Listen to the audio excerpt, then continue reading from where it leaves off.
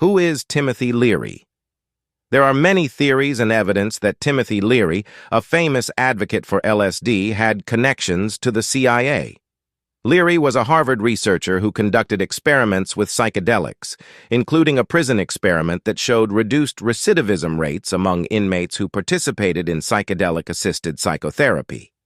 Some of these experiments were overseen by Henry Murray, who was also associated with the CIA's MK Ultra program. The goal of the MK Ultra experiments was to study mind control, and they involved the use of various methods, including hypnosis, drugs, and other techniques. On unwitting subjects, Leary's connections to the CIA likely had to do with the agency's interest in the potential military and intelligence applications of LSD. Leary was also a prominent figure in Hollywood due to his advocacy for the use of psychedelic drugs, particularly LSD. He was also a clinical psychologist and former Harvard University professor that became an evangelist for the use of psychedelic drugs. His involvement with the Brotherhood of Eternal Love, a group that distributed LSD and other drugs, further increased his notoriety. Leary's ideas and influence extended to various celebrities and rock bands of the time. Leary was also one of several individuals who had a fascinating connection to Manson. Leary was a countercultural icon, and Manson was a dark figure who manipulated and exploited the ideals of the counterculture movement. Leary and Manson crossed paths in the late 1960s, when Manson was trying to ingratiate himself with Hollywood's elite. Manson was a wannabe musician and actor, and he saw Leary as a potential connection to the showbiz world. Leary has spoken about Manson's attempts to infiltrate his circle and gain his approval. Leary was aware of Manson's dark side and rejected his advances. He later spoke out about Manson's manipulative tactics and how he preyed on vulnerable individuals, including young women. Leary's experiences with Manson likely influenced his views on the darker aspects of the counterculture movement and the dangers of blind following and manipulation.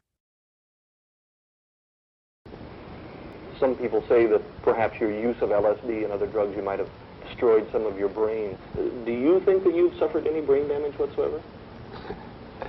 Well, am I insane? Of course, that's a very tricky question for anyone to answer. I've lived through the 30s and the 40s and the 50s and the 60s, and I think anyone who's still erect after those years has had his sanity tested.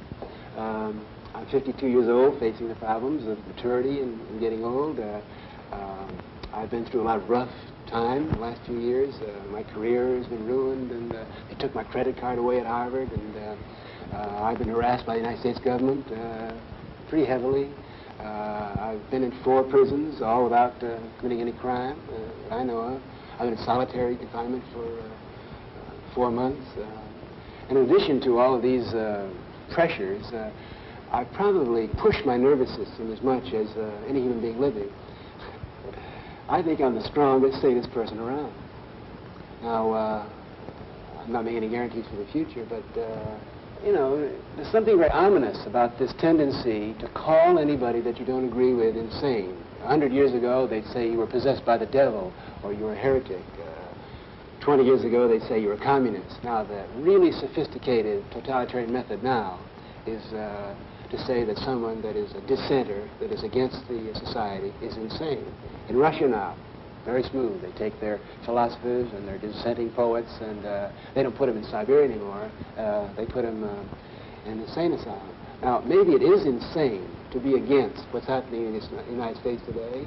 Maybe it's insane to try to have hope that something can be done about it. So if that's insane, count me in, but otherwise, make up your own mind. Is Charlie Manson crazy? Well, whatever that means. Sure, he's crazy as mad as a hatter. What difference does it make? You know, a long time ago, being crazy meant something. Nowadays, everybody's crazy. The United States is owned by foreign corporations. Nixon opened it up for foreign trade. And when Nixon opened up for foreign trade, the people of Europe and the common market and Spain and different places, they don't care about the United States forest.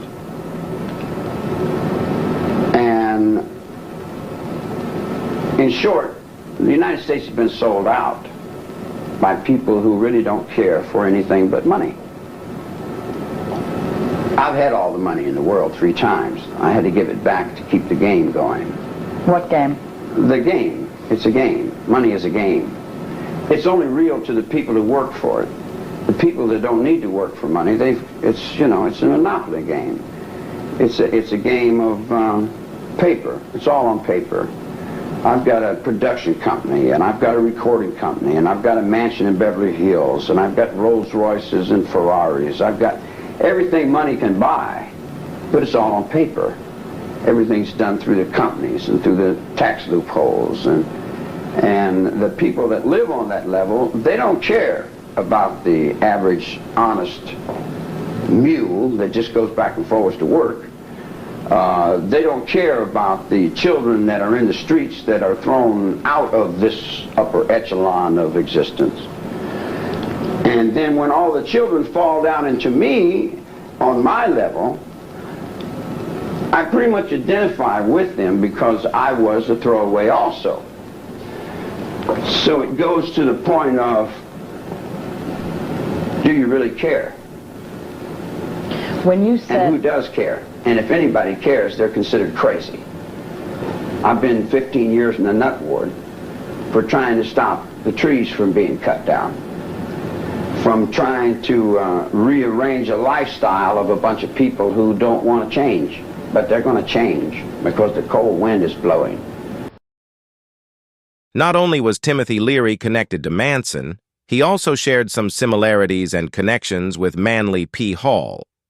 Both men were counterculture icons in the 1960s and 1970s. Both were known for their work in the occult and esoteric traditions.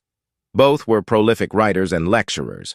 Both were interested in the potential of psychedelic drugs for spiritual exploration. Both were influenced by Eastern spirituality and theosophy. Both founded their own organizations, Leary's League for Spiritual Discovery and Hall's Philosophical Research Society. Both were seen as controversial figures by mainstream society. However, there were also significant differences between the two men. Leary was a psychologist and a proponent of the use of psychedelic drugs, while Hall was a mystic and a scholar of esoteric traditions. There is no definitive evidence of a direct meeting or contact between Timothy Leary and Manly P. Hall. However, there are some interesting connections and parallels between the two men. Both were influential figures in the counterculture movement of the 1960s, albeit in different ways. Both were interested in the potential of altered states of consciousness, although Leary focused on psychedelics and Hall on mysticism and spiritual practices. Both founded their own organizations, with Leary's League for Spiritual Discovery and Hall's Philosophical Research Society. Both were seen as controversial figures by mainstream society.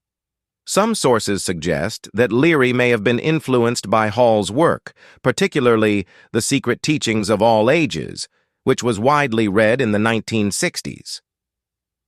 Hall's philosophical and spiritual teachings may have indirectly influenced Leary's ideas on the potential of psychedelic drugs for spiritual exploration. While there is no direct evidence of a meeting or collaboration between Leary and Hall, their parallel interests and influences suggest a fascinating intersection of ideas and philosophies. The question is, was Manly P. Hall and Timothy Leary guided by the same hidden hand? Yes, there are claims and conspiracy theories suggesting that Manly P. Hall was connected to the CIA, but it was said there was no concrete evidence to support these claims.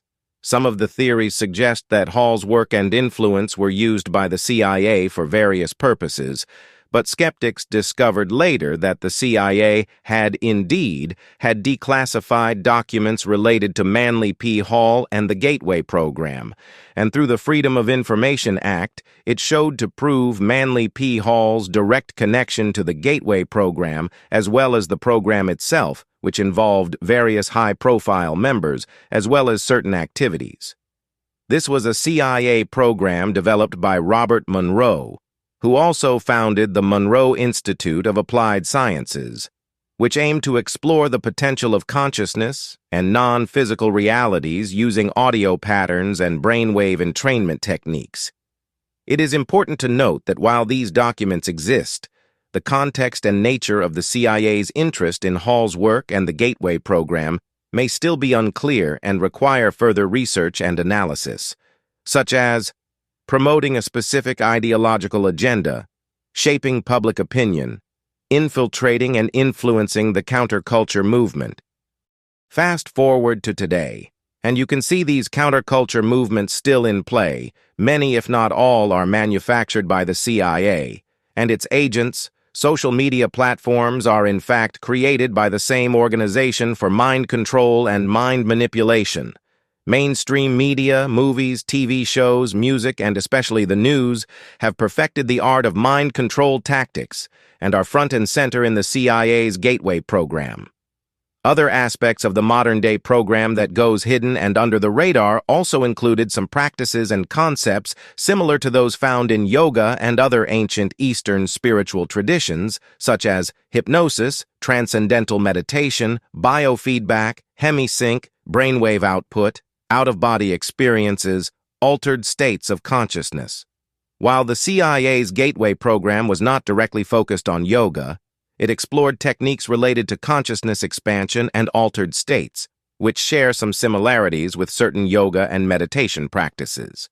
The CIA's Gateway program and MK Ultra program utilized various techniques, including some adapted from yoga and meditation practices, as part of their experiments on consciousness alteration and mind control. MK Ultra, a secret mind control program, explored various methods to manipulate and alter human behavior, including hypnosis, sensory deprivation, drugs, LSD, psychedelics, electroshock therapy, brainwashing, meditation, and yoga techniques. The Gateway program, a sub-project of MK Ultra, focused on exploring the potential of consciousness expansion, remote viewing, and out-of-body experiences using techniques like hemisync, brainwave entrainment, sensory deprivation, meditation, yoga. These practices were adapted and modified to suit the program's goals, which raises ethical concerns and controversies surrounding these experiments. The CIA used these primary methods for things that even in this day we wouldn't even begin to understand it fully, or better yet, would people want to believe it? And it was with these techniques that the CIA was able to experiment and tap into human consciousness and spirituality. But why would they do that? Well, it's simple. Spiritual warfare, along with spiritual embodiment and entity attachment, or spirit attachment, in the context of the CIA's Gateway program and MK Ultra experiments, was used to manipulate and control the American citizens to give up their morals and souls to the elites by attacking and attaching a spirit or entity to every living soul possible for their plan of global dominance. Many of the techniques used in these practices, along with Eastern understandings, were manipulated with the use of such things like sensory deprivation, hypnosis, and brainwave entrainment, were used to create a vulnerable state in the participants, making them more susceptible to entity attachment or spirit possession. The goal was to create a portal or gateway for entities or spirits to enter the participant's consciousness or body, allowing communication, influence, or even control. This aspect of the program is highly controversial and has raised concerns about the ethics and safety of such experiments. Some researchers and whistleblowers have spoken out about the potential dangers of these practices, including the risk of entity attachment, mind control, and even physical harm. It's important to approach this topic with a critical and nuanced perspective. Yoga, for an example, was used by recognizing both the potential benefits of the meditation and yoga practice and the potential risks after the manipulation and exploitation in these contexts through a series of methods used in the CIA's Gateway program and MK Ultra experiments, particularly when combined with other methods like hypnosis, drugs, and sensory deprivation, could be potentially dangerous and harmful to participants. Many participants reported adverse effects, including psychological issues like anxiety, depression, and PTSD, dissociative disorders, memory problems, identity confusion, suicidal thoughts, psychotic episodes. Some participants even reported experiencing entity attachment or spirit possession, which could lead to further psychological distress. It's important to note that these experiments were conducted without proper informed consent, and participants were often unaware of the potential risks involved. Many victims of these experiments still suffer from the long-term effects of these practices, and some have spoken out about their experiences. The legacy of these experiments serves as a cautionary tale about the importance of ethical considerations in research and the potential risks of manipulating human consciousness. The CIA's Gateway program, also known as the Stargate Project, was a program that aimed to investigate the military and intelligence applications of psychic phenomena, such as remote viewing. The program was active from the 1970s to the 1990s. The Mall. The buildings behind me were the headquarters for the World War II Office of Strategic Service. It was here that the first halting steps toward mind control began. The shaper and molder of OSS was General Wild Bill Donovan. He said of his group's work, "We may have made mistakes, but we were not afraid to try things that were never done before."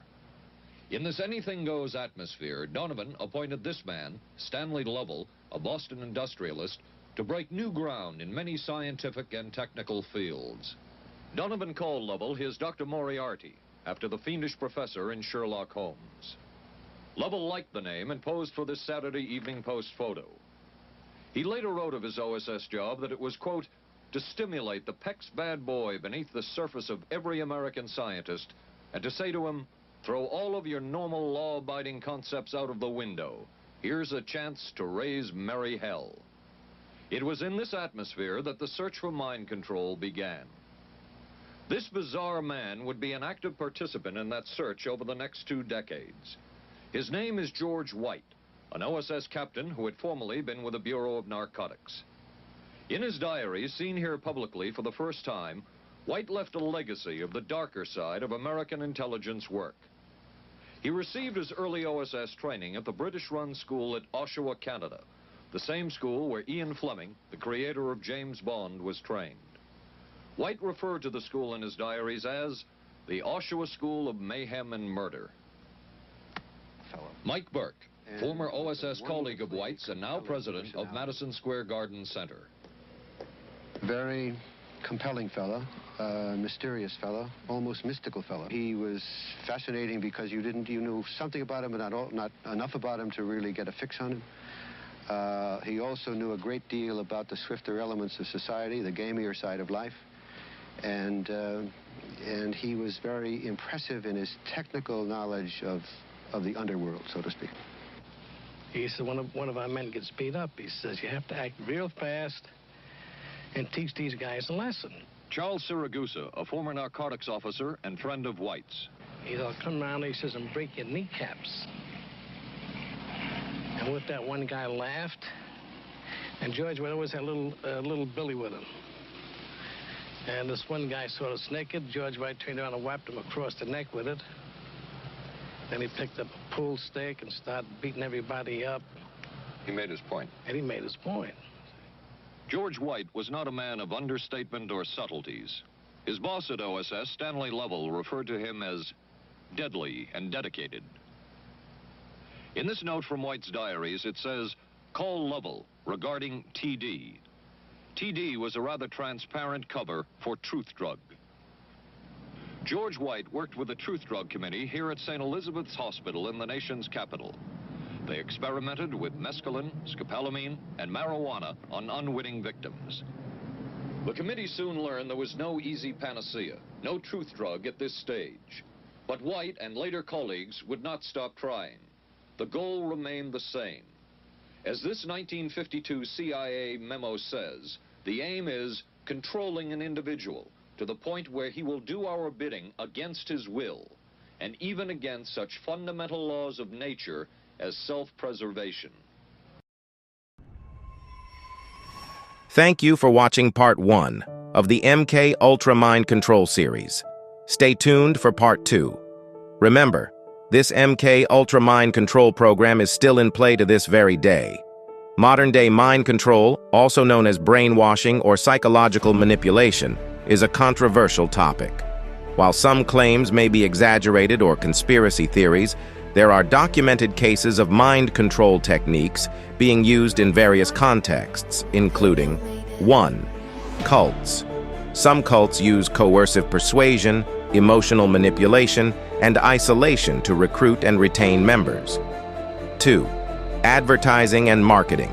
Techniques like subliminal messaging, emotional appeals, and social influence are used to influence consumer behavior. 3. Political propaganda. Governments and political groups use various methods to shape public opinion and sway political views. 4. Psychological warfare. Military and intelligence agencies have used mind control techniques in interrogation, psychological operations, and espionage. 5. Social media and online manipulation. Algorithms, targeted advertising, and disinformation campaigns can influence online behavior and shape public opinion. Methods may include repetition and reinforcement, emotional manipulation, social pressure and conformity, sensory overload or deprivation, hypnosis or trance induction, drugs or substances, isolation or confinement, trauma-based programming, alleged but not scientifically proven. It's important to note that mind control is often used unethically, and its effects can be harmful. Critical thinking, media literacy, and awareness of these techniques can help protect against mind control attempts. If you suspect someone is trying to control your mind, seek help from a trusted friend, family member, or mental health professional.